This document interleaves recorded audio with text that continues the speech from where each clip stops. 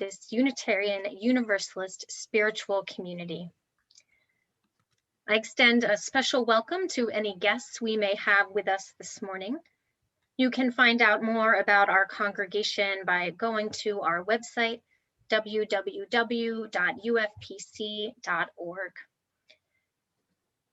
I'm the Reverend Rebecca Froome. Our worship leaders this morning on screen and behind screen include Clyde Courtwright, who is serving as our digital usher, and our music director, Norman Corey. Our Director of Religious Education, Joan McDonald, is off this Sunday, and our Message for All Ages today is led by Matt Meyer. And much of the music today is provided by Sanctuary Boston. The order of service for this morning can be downloaded from our website, www.ufpc.org.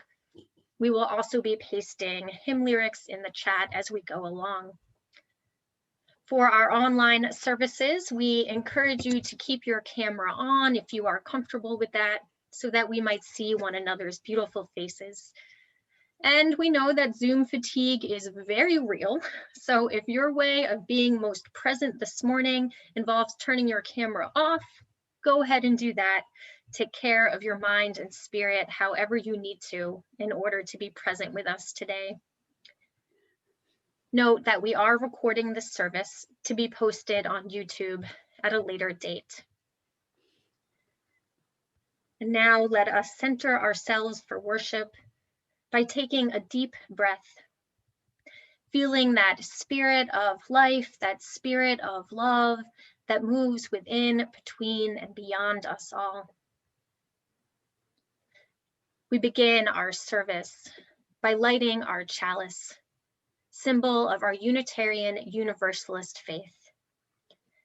If you have a chalice or a candle at home, you can go ahead and light that as we kindled the flames in our own homes while Marilyn Valencius reads our chalice lighting words. Our chalice lighting reading today is by Reverend Kristen Harper. Each day provides us with an opportunity to love again, to hurt again, to embrace joy, to experience unease, to discover the tragic. Each day provides us the opportunity to live. This day is no different. This hour no more unique than the last, except maybe today, maybe now, among friends and fellow journeyers, maybe for the first time, maybe silently, we can share ourselves.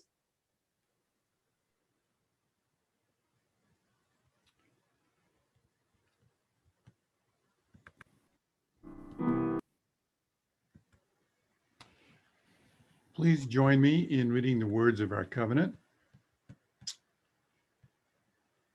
As a free fellowship of this historic church, we unite to lift our hearts and open our minds to a larger reality, to accept, support, and encourage one another, to seek the wisdom in all religions, to cherish and sustain the web of life, and to strive for justice, compassion, and peace.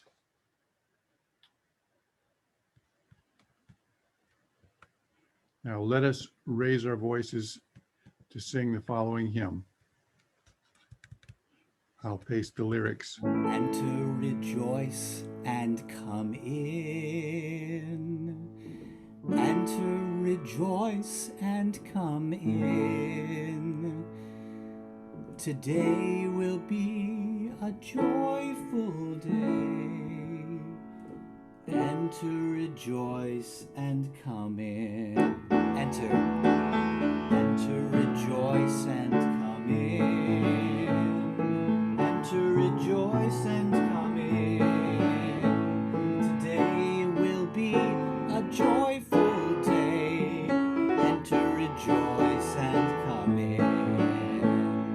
Open your ears to the song, open your ears to the song. Today will be a joyful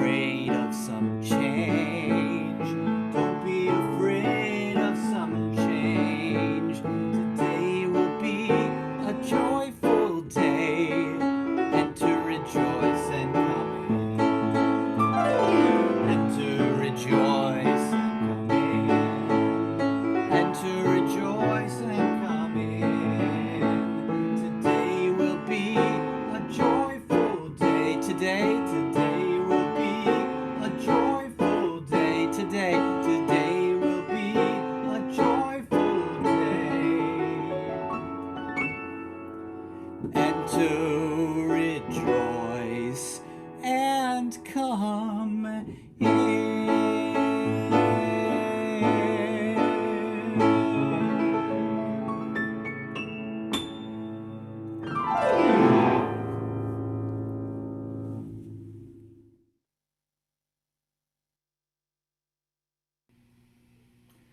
Woodpecker loved looking for bugs to eat in the trees. But even more than the tasty little bugs, Woodpecker loved the sound of the trees. She loved how every tree made a different sound. She loved the resonance and the rhythm.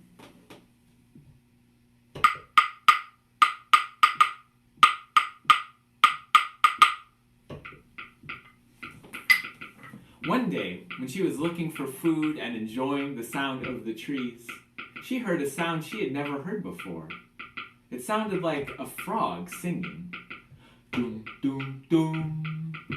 Doom, doom, doom. Da-doom, doom, doom, doom.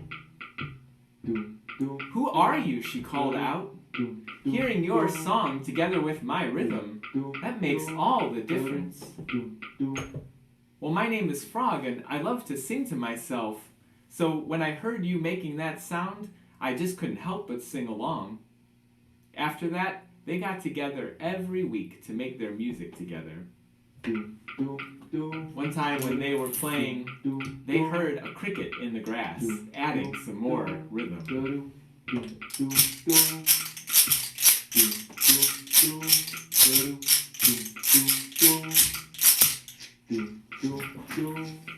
And then as they continued to gather, other animals joined in. There were elephants that heard them and came over and stomped along on the ground in rhythm with the other animals.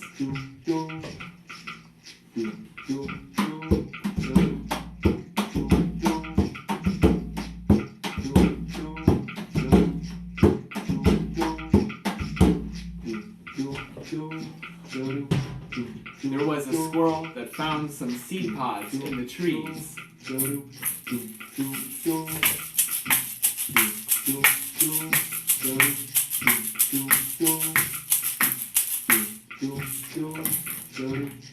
And there were birds that loved to sing their favorite songs in harmony together.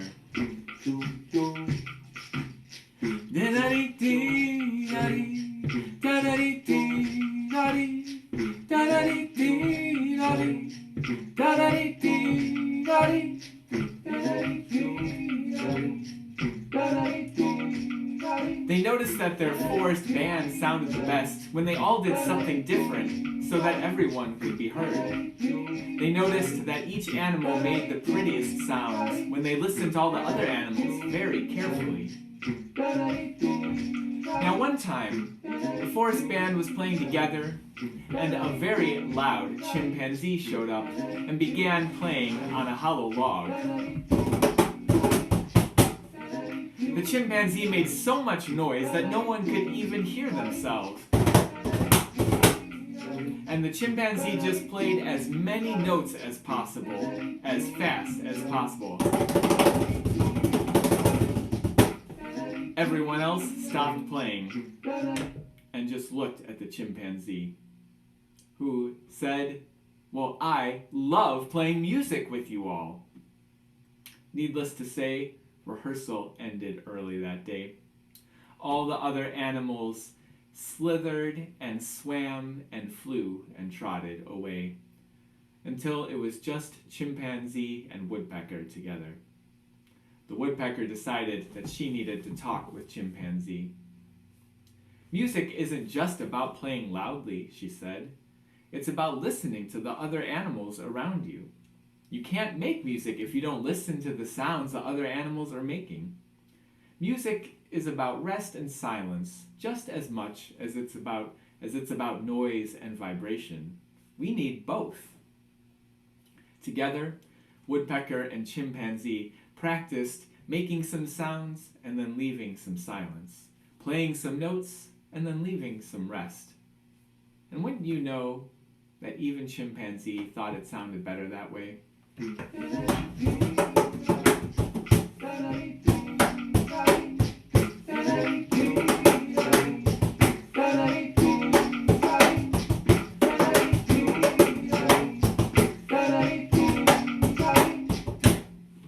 Finding the way our sound fits into the whole, finding what unique sound is ours to add, makes all the difference.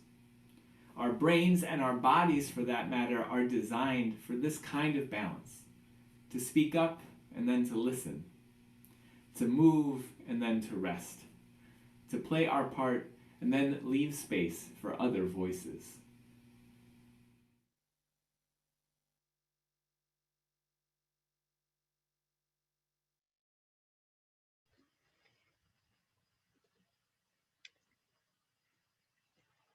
Now is the time in the service when we create space for the sharing of our joys and sorrows.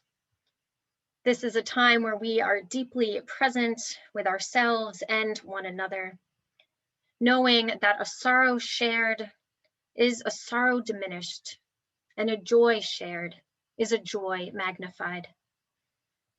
If you wish to briefly acknowledge a joy or a sorrow from your heart, I invite you to raise your hand and unmute your microphone when our digital usher, Clyde, calls you by name. Let us open our hearts to one another.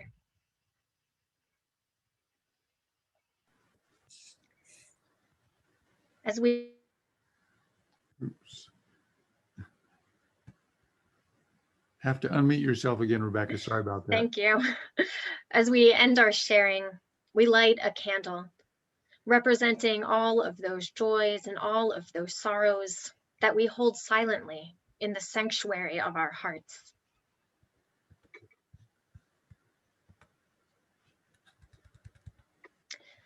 May the light of these candles and the compassion of this community remind us that wherever we are on our journey, each of us is worthy of love, and each of us is able to love.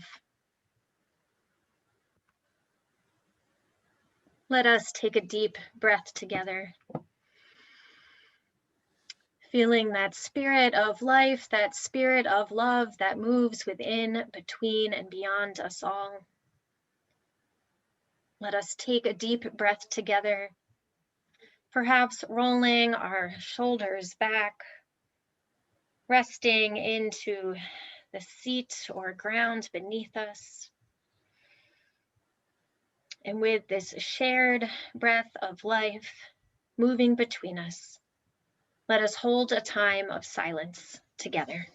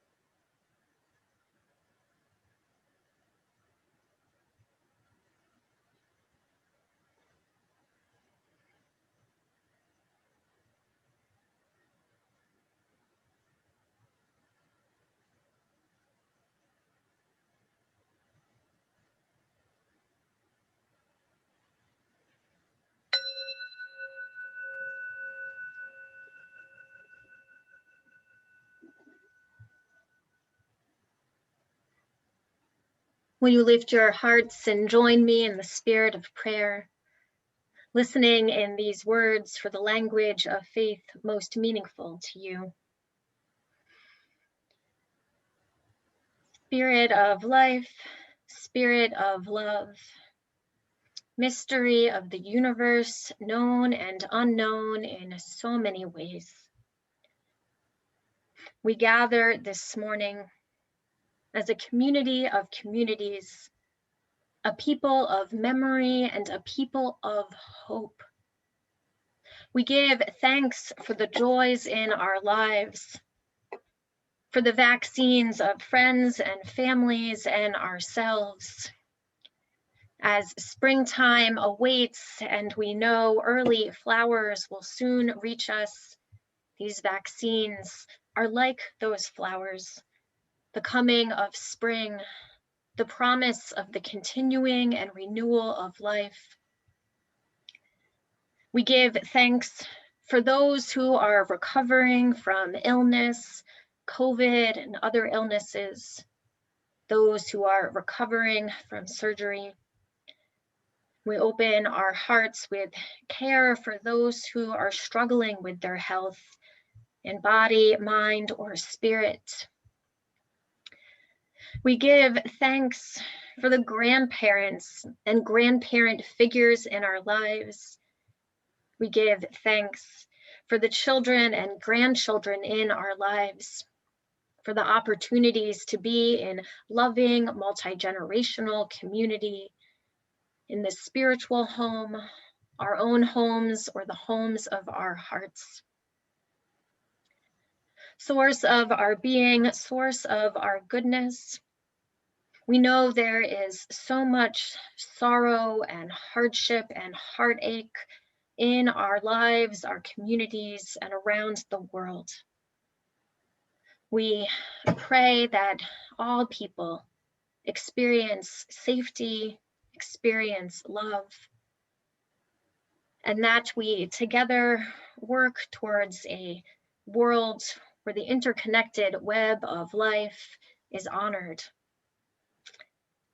We ask this in the names of all those known and unknown, present and absent, remembered and forgotten. We ask this in the names of all those helpers of humankind. Will you join me in singing our next song, Blessed Unrest by Zoe Toby?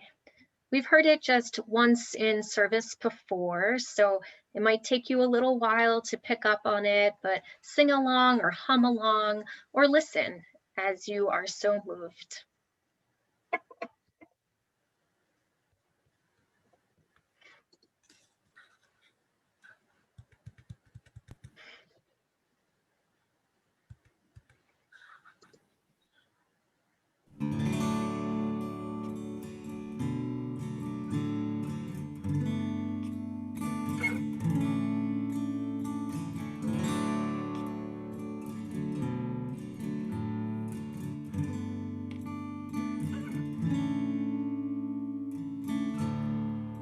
Oh, I am waking up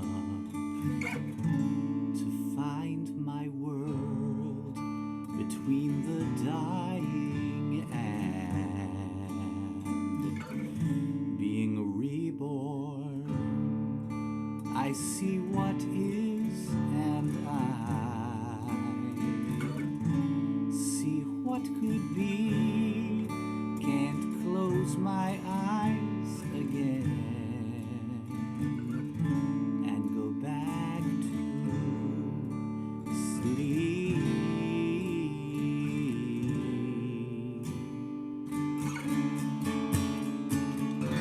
Fill my days with blessed unrest and my nights with dreams of justice. Make me a vessel for the turning of the tide. Fill my days with blessed unrest and my nights with dreams of justice. Make me a vessel for the turning of the tide.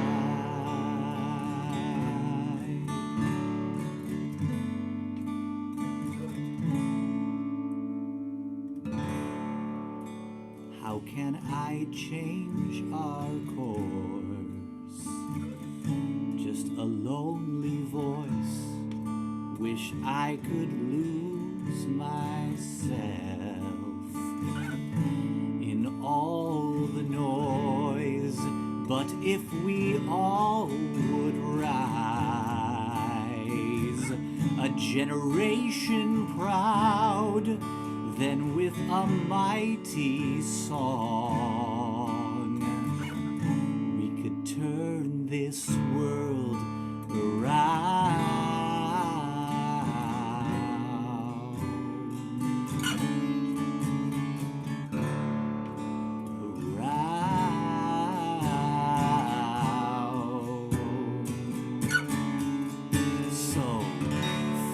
days with blessed unrest, and my nights with dreams of justice. Make me a vessel for the turning of the tide. Fill my days with blessed unrest, and my nights with dreams of justice. Make me a vessel for the turning of the tide.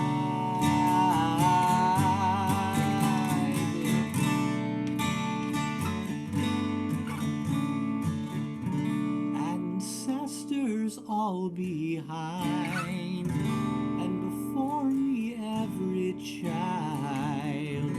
Ancestors all behind, before me every child. Ancestors all behind, and before me every child. I bring the power of a long, unbroken line.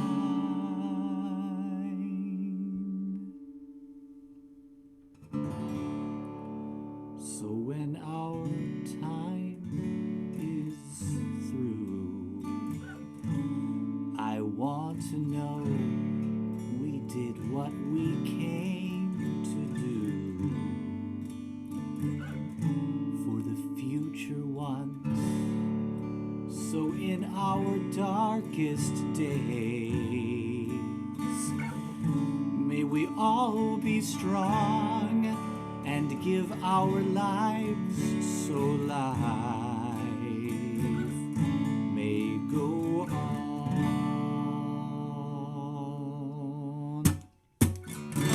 Fill my days with blessed unrest, and my nights with dreams of justice. Make me a vessel for the turning of the tide.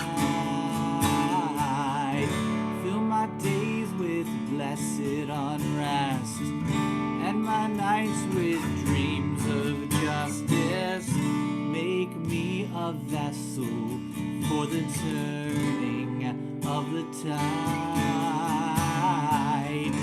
Fill my days with blessed unrest, and my nights with dreams of justice. Make me a vessel for the turning of the tide.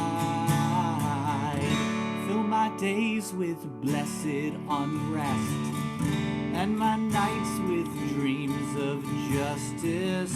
Make me a vessel for the turning of the tide.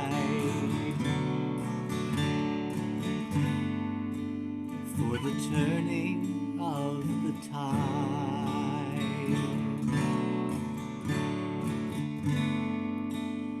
For the turning of the tide.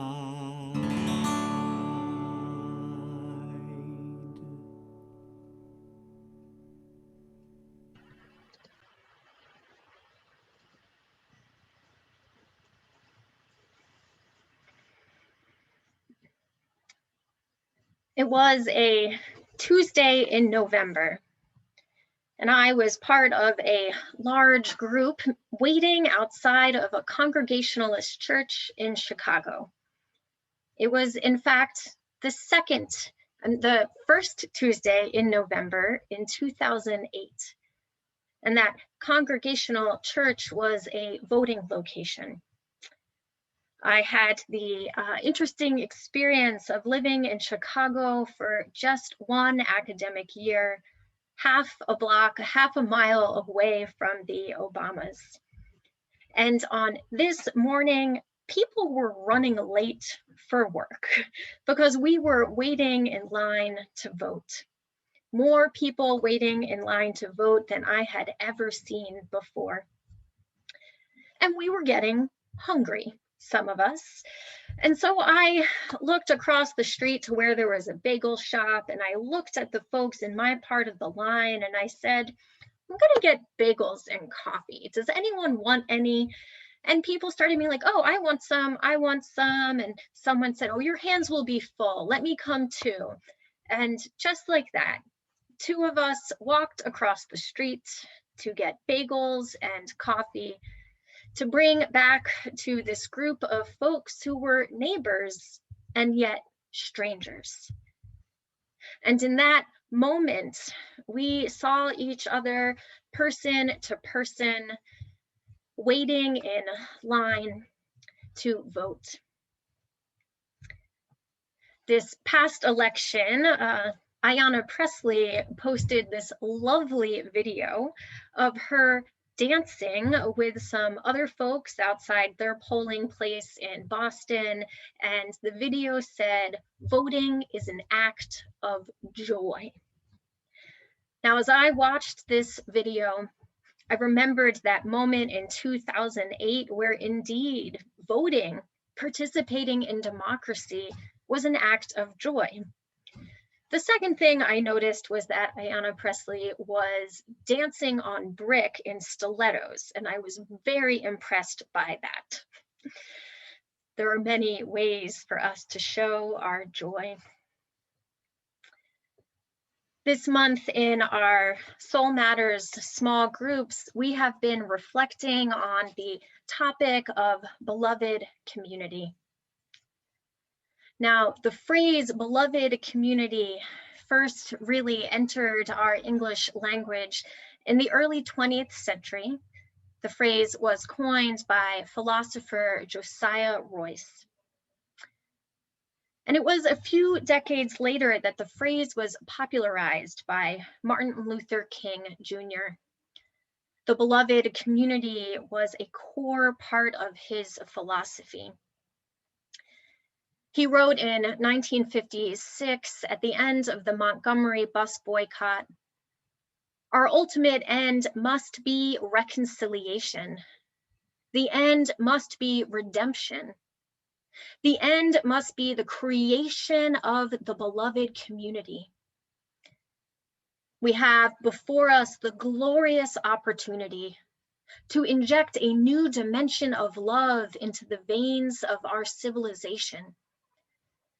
The type of love that I stress here is not eros, a sort of aesthetic or romantic love, not philia, a sort of reciprocal love between personal friends, but it is agape, which is understanding goodwill for all. It begins by loving others for their sakes and makes no distinction between a friend and an enemy. It is directed toward both. It is this type of spirit and this type of love that can transform opposers into friends.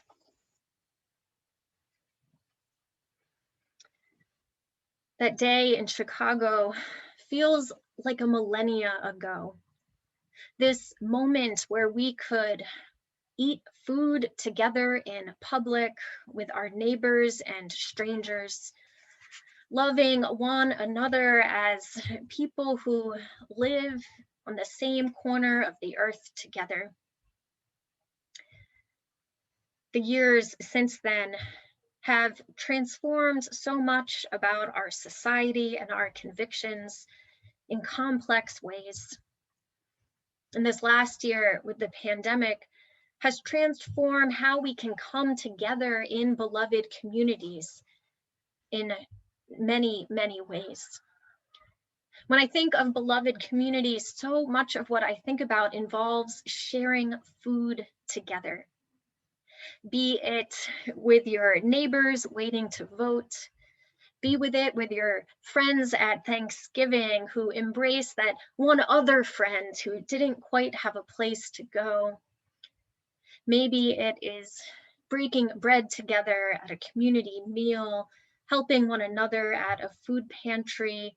There are so many ways we create community over food. And so much of that has been changed by the pandemic. When I returned to work in August following my sabbatical, I wasn't sure how to begin and end my emails. Perhaps this resonates for some of you. The usual, I hope this email finds you well, doesn't work when we are in a situation that is unwell. Modified that in various ways, as I know you have. I hope this email finds you well. Pandemic Fascist Edition. I hope this email finds you well in these uncertain times. I hope this email finds you well enough. And then at the end of my email, I wasn't sure how to end. My go-to ending phrase in an email had been in peace and joy. And I wasn't sure how that phrase and joy would go over in these trying times. There is so much suffering, so much grief and loss, so much challenge, so much just getting by that has been part of our world. It felt insensitive to write in peace and joy. And yet, as we turn to this topic of beloved community, I'm reminded that joy holds a central place in creating beloved community. As Martin Luther King wrote, the end must be the creation of the beloved community. And the beloved community, the way in which we understand and embrace all with love, that has to include joy. There's many forms of love, of course, and love can take the form of standing with a neighbor or a friend through times of grief and hardship. And love so often includes joy. I frequently sit in this virtual pulpit and talk about how there's so much change that needs to happen, talk about all the work before us. And that is very true. Transforming our society into a culture of justice, equity, and compassion takes work. From voting to community organizing, phone calls, emails, making sandwiches, there is so much work to be done. And sometimes in the midst of that doing, in the midst of looking at political successes and failures, we can forget the joy, forget that this ultimate end is beloved community, coming to literal or metaphorical tables together. Joy, love, beloved community is the end goal. And this too is a complex thing. There is a phrase that's been quoted by many people, including Martin Luther King, poet Emma Lazarus, so many. The phrase is, none of us are free until all of us are free. And this is part of the joy in social change work. The idea that our struggles are bound up in one another's, such that our successes, our freedoms are bound up in one another. As a white person, I hold so many privileges, so much access to resources in life, including access to vacations and self-care and all these places that we often associate with restorative spaces. And yet my greatest joy can often be found in witnessing someone else's greatest joy. That group dancing outside of a voting site. The idea of watching the movement of Black joy, that it is an act of resistance for marginalized people to be joyful in public, to claim their right to joy. I can take joy in the joy of another. So joy is our end goal in several ways. That the beloved community is our end goal, The joy of knowing that one day as a white person, as we continue in this struggle, I might be freer and freer of guilt because I have worked through some of my white guilt in order to stay committed to the work of anti-racism. So there can be joy in letting go of some of our heavy feelings simply by staying in the work and celebrating one another's joy. And the other role of joy in social change is that social change movement can be joyful. The sharing of food, the dancing in the streets. In a short essay called The Joy in the Spiritual Work, Mary Byron writes about her anti-racism work within Unitarian Universalism. She writes, I also do this work because I find such joy in the community of people engaged here. White supremacy culture inhibits connection and creativity. Breaking down my personal barriers and connecting with people is a liberation for my heart. Superiority feeds our egos and it shrinks our hearts. And I don't want to live in a small-hearted world. My joy comes from belonging in a community with big-hearted, creative, welcoming people. Working with people of imagination and with a willingness to come together to build a more just and generous faith community is life-affirming. Learning from the variety of lived experiences and perspectives of people in different communities and congregations enlarges my dreams of what is possible and grounds them in what is necessary. Joy can liberate our hearts to help us see what is possible, to respond to life's challenges with visions rather than to react with defensiveness, guilt, or despair.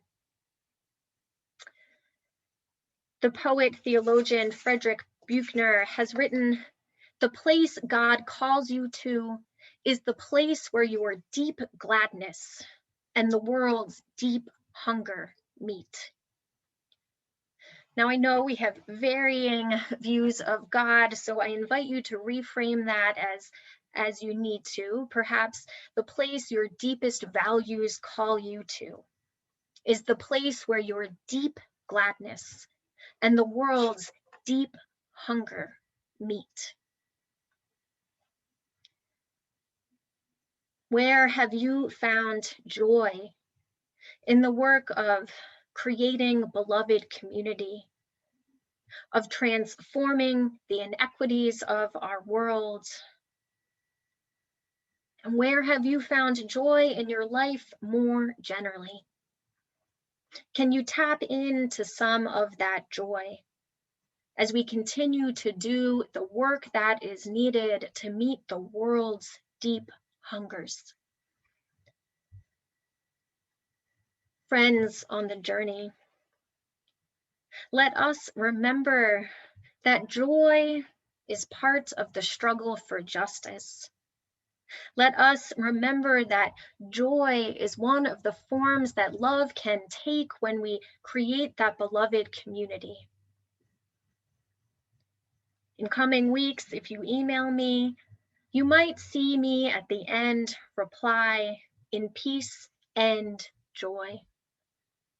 I know there is suffering in our lives and in our hearts. Nonetheless, let us have the open-heartedness to also have space for joy. May it be so. Amen. And blessed be.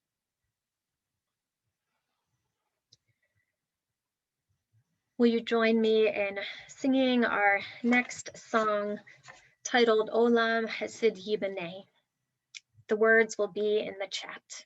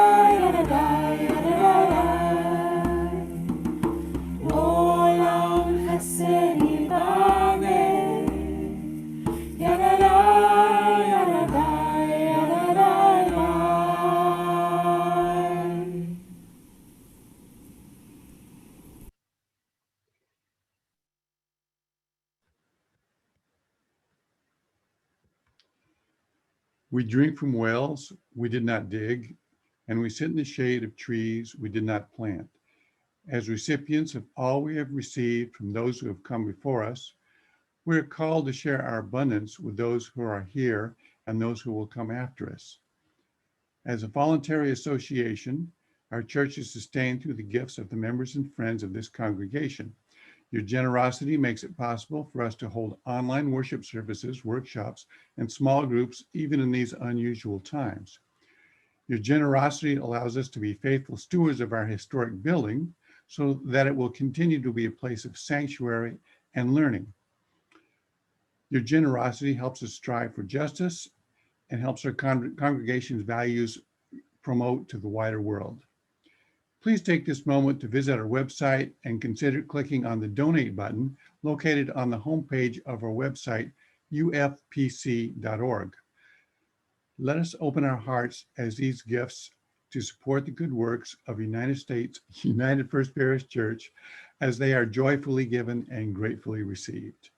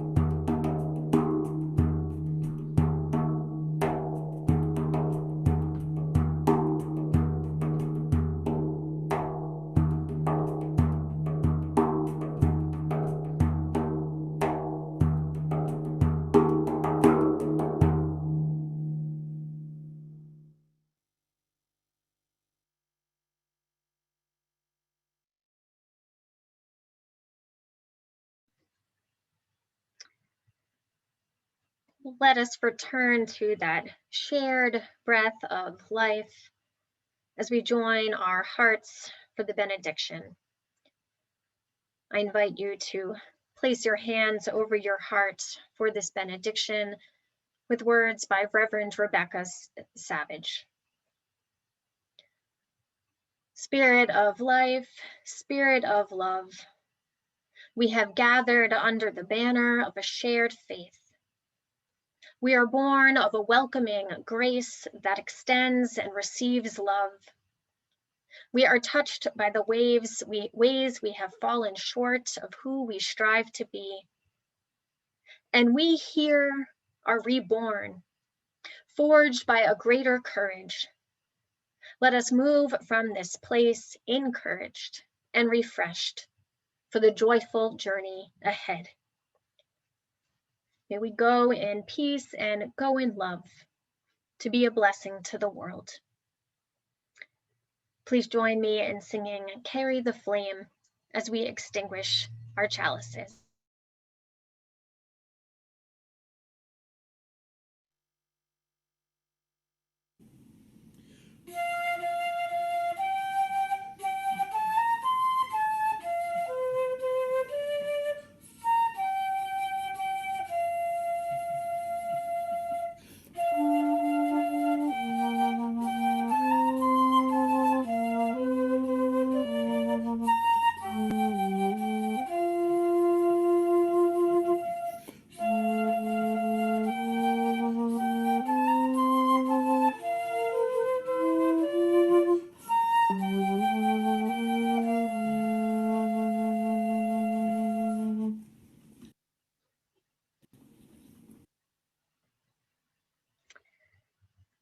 There are many ways to be involved in the life of our congregation. In a moment, we will have our virtual social hour as a time for connection and conversation. First, I want to direct our attention to some announcements. Our full announcement sheet can be downloaded from our website and is also emailed to the congregational list on Thursdays or Fridays. If you want to join that list, you can email David at office@ufpc.org.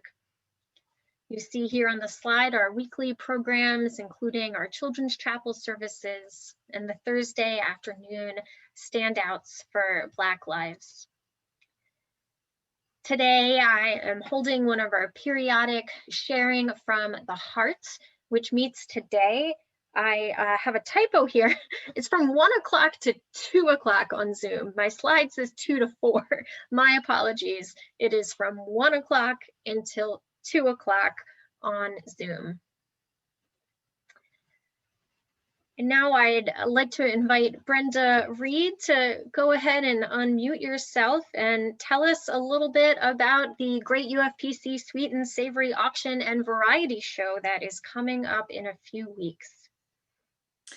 So yes, we are hoping that you have saved the date on your calendar for the Great UFPC Sweet and Savory Auction and Variety Show and Spring Fling Hat or Head Dress Contest. So there's a lot happening that night. We have had volunteers who are going to contribute savory dishes and sweet dessert dishes for auction, and we would welcome more contributors in both of those categories. And then of course we need all of you to be there to bid on those delicious items. There is the variety show, and we again have some folks who are stepping forward with musical or poetry or whatever artistic endeavor they would like to contribute. And again, there's still opportunities to sign up. There is a silent auction, and those items will be going online sometime this week. And items will be added to it as we go along. There's a weekend vacation in Maine. There's an opportunity to get an architectural tour of the bell tower. So that picture that you saw, one of the last slides during the service, was taken out the clock tower window. if you're the lucky recipient of that winning bid, you too can be looking out at that height and even higher over the city of Quincy. There's a 50-50 raffle. And then there's a spring filling hat or headdress contest. And this is where you can compete at home.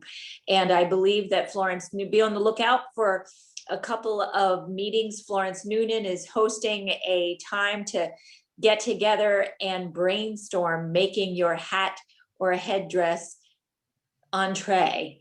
And so please be thinking about participating in that. So we need folks to contribute. We need folks to bid on items.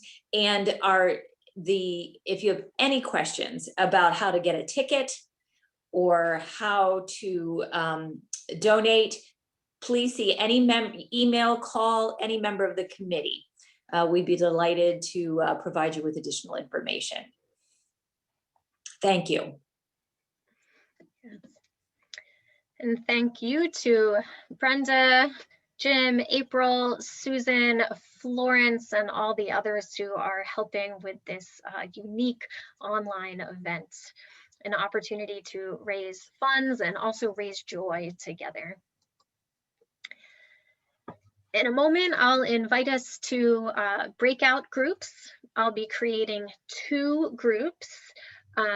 Both groups will be unstructured, and so there won't be any prompts.